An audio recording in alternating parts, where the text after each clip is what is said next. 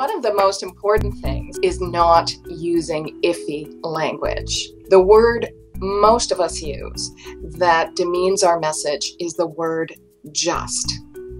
And we use it as in, it's Mary Jane Cops and I'm just calling. We do this because we're nervous and because we're visualizing interrupting someone. But what happens is the person on the other end hears that our message is unimportant. So avoid words like just, maybe, if, and hope.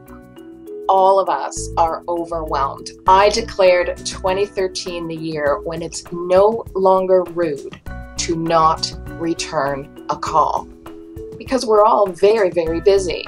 So when you want to reach somebody, don't judge them because they haven't returned your call. Pick up the phone and call them again.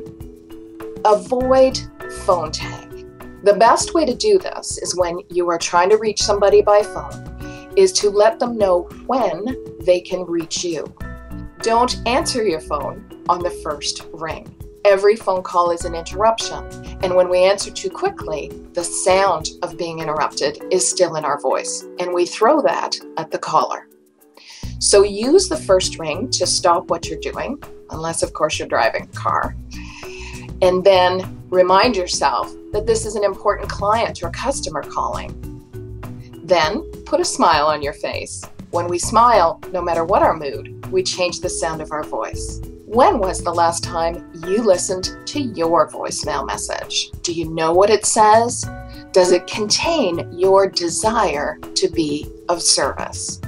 Or do you sound more like an Indy race car driver in a real panic?